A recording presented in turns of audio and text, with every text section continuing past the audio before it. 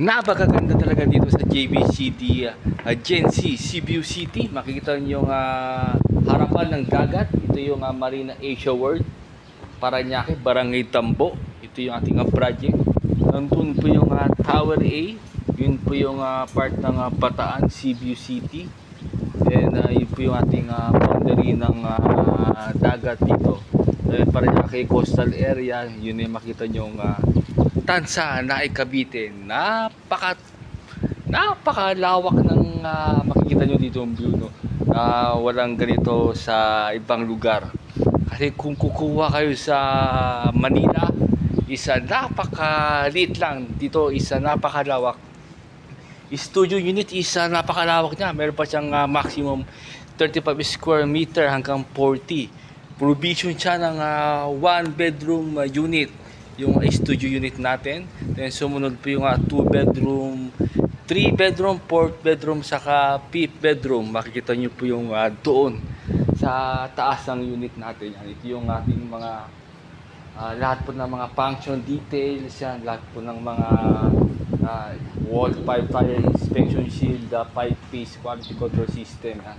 70 square meter bis na tatalop po na yung 70 square meter kasi meron tayong 100 square meters sense of space dito yung ating model units.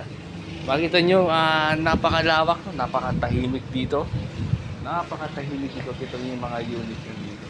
Yan o, gawing project o, yan o. Napakalaki yan o. Diba? Yan, ang ganda niya no. Pinakadulo niya no. 37th floor yan. Ayan. Yan. Dito yung makita nyo mga hallway. Yan dito. Is gusto nyo mag amenities. Gusto nyo dito mag staycation. Yan. Dito yung makita nyo yung lugar. Diba? Meron pa siyang kabana na duyan-duyan. Diba? Diba? Nakakapag-relax kayo dito sa Cebu City.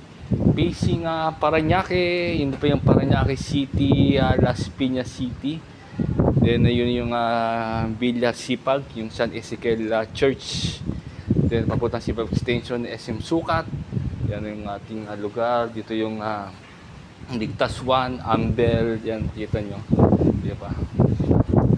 Then dito makikita nyo dalawang malalaking mga swimming pool. Diba? Isang adult pool sa kiddie pool. Yan, ganda dito. Then ongoing construction 2026 turnover na December 2027 is Petendipatan yung Tower E. Yung dito, Tower E yan dito. Tower A naman doon is doon dilipatan. Turnover niya is 2030 pa. Doon yung Tower A 2030 pa siya. 5 years mahigit pa.